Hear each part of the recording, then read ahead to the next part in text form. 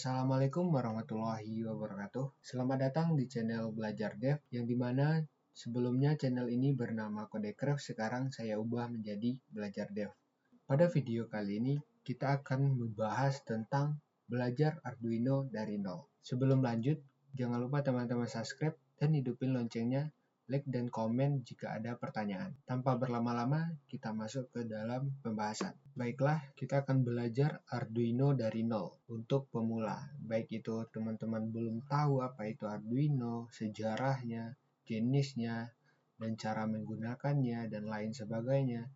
Di sini pada video ini kita akan membahas hal tersebut. Pada topik pembahasannya ada beberapa macam yang akan kita bahas nantinya dan juga video selanjutnya. Yang pertama yaitu adalah pengenalan Arduino. Pada sesi ini kita akan mengenal Arduino dulu. Kemudian pada video selanjutnya nanti ada persiapan dan instalasi. Dan kemudian yang ketiga membuat dan mengupload program. Yang keempat yaitu adalah project dan rangkaian sederhana. Dan yang kelima yaitu adalah tantangan project nyata. Oke, kita akan membahas yang pertama dulu, pembahasan kita, yaitu adalah pengenalan Arduino. Sebelum lanjut, teman-teman udah pernah mendengar apa sih itu Arduino? Atau teman-teman pernah mendengar dosen atau juga dan jadi bahan pertanyaan bagi teman-teman. Jadi kita langsung aja. Contoh proyek menggunakan Arduino atau project yang pernah menggunakan Arduino. Bisa teman-teman lihat videonya seperti ini.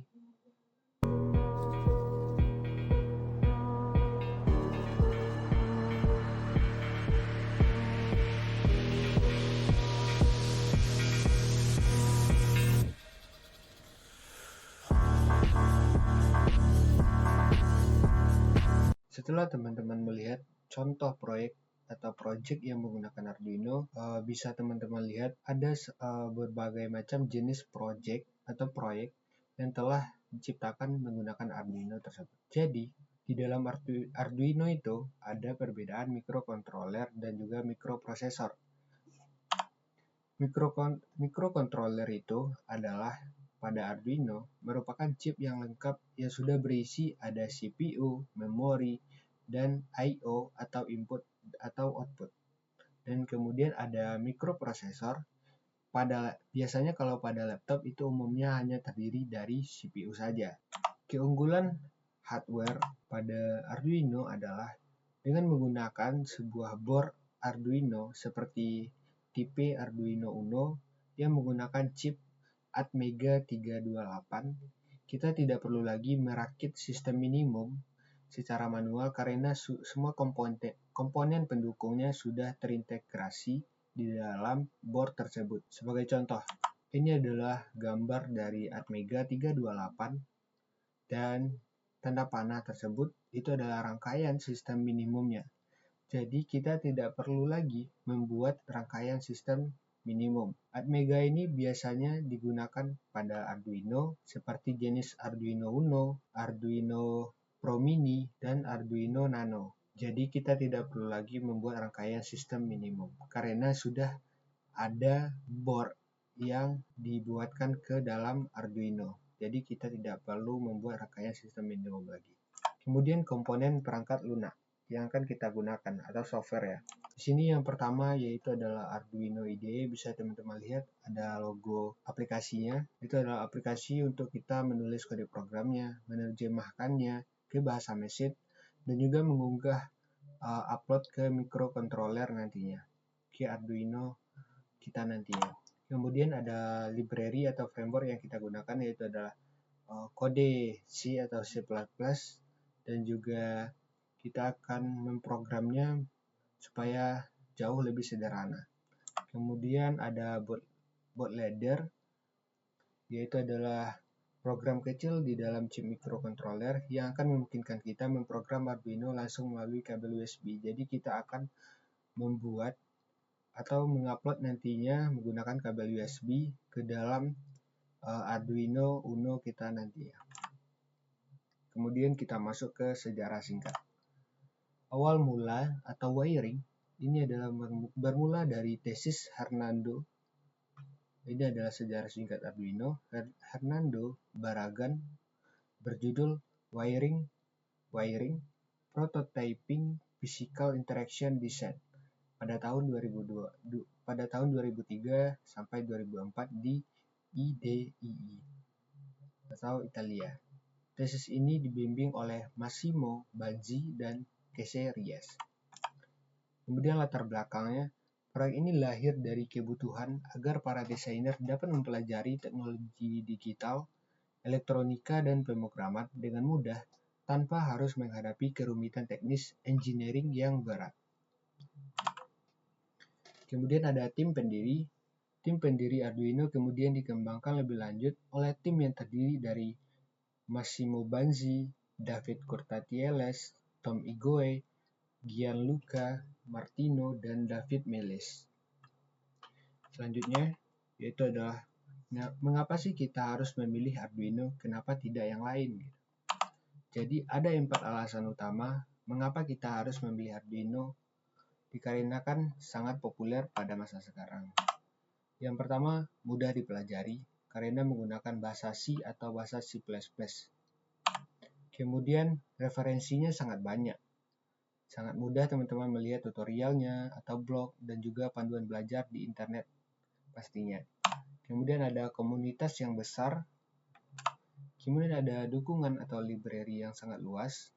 Hampir semua modul atau sensor komponen elektronik biasanya memiliki library yang akan disiap dipakai. Kemudian kita masuk jenis-jenis Arduino. Berdasarkan keaslian, kalau original biasanya resmi diproduksi oleh pihak Arduino dan ada juga yang clone, yaitu versi tiruan atau komunitas. Biasanya yang original yaitu agak mahal dan clone itu seperti tiruannya tapi bagus dan juga tidak hampir beda sama original tetapi kualitasnya berbeda. Dan compatible dan juga ada compatible dibuat juga dari pihak lain dengan desain sumber Arduino. Sumbernya tetap Arduino tapi beda mereknya. Contoh DF Robot atau Robot DND. Robot DYN. Ini adalah jenis-jenis Arduino, bisa teman-teman lihat. Ada Arduino Mega, Arduino Uno, Arduino Due, Arduino Leonardo, dan lain sebagainya. Kemudian kita masuk ke pembahasan kita yaitu adalah Arduino Uno. Untuk pemula, sangat disarankan memulai belajar menggunakan Arduino. Mengapa demikian? Arduino Uno itu adalah standar referensi belajar global. Filosofinya ibarat belajar mengendarai sepeda sebagai motor. Jika sudah menguasai satu jenis motor, itu sebagai contoh itu adalah Uno ya. Kita tidak akan kesulitan menggunakan jenis motor lain. Itu termasuk bisa digolongkan tipe Arduino Uno lain gitu. Karena dasarnya sama, dia akan tetap sama gitu. Kemudian spesifikasi teknik Arduino Uno. Ada otak chip, yaitu adalah menggunakan IC microcontroller yang sebelumnya Atmega 328 yang ini dengan memori 32 KB atau 0,5 KB terpakai untuk bootloader.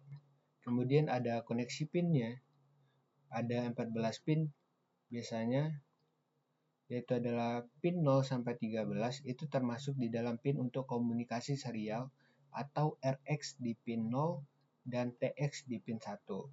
Dan pin PWM biasanya ada 3, 5, 6, 9, 10, dan 11. Ada 6 pin analog input, ada A0 dan sampai A5. Itu adalah juga dapat difungsikan sebagai pin digital atau I/O jika dibutuhkan. Kemudian ada pin khusus lainnya. Terdapat pin interrupts 2 dan 3 serta pin komunikasi I2C atau SDA, SCL, dan SPI atau MOSI, MISO, dan SCK. Terima kasih kepada teman-teman yang telah menonton. Jangan lupa tonton ke part kedua. Pada part kedua kita akan membahas yaitu adalah penginstalan software pada Arduino IDE. Mungkin sekian yang dapat saya sampaikan. Jika salah kata saya mohon maaf. Jangan lupa teman-teman like, komen dan subscribe, dan hidupin loncengnya, dan juga berkomentar jika teman-teman ada pertanyaan. Mungkin sekian yang dapat saya sampaikan.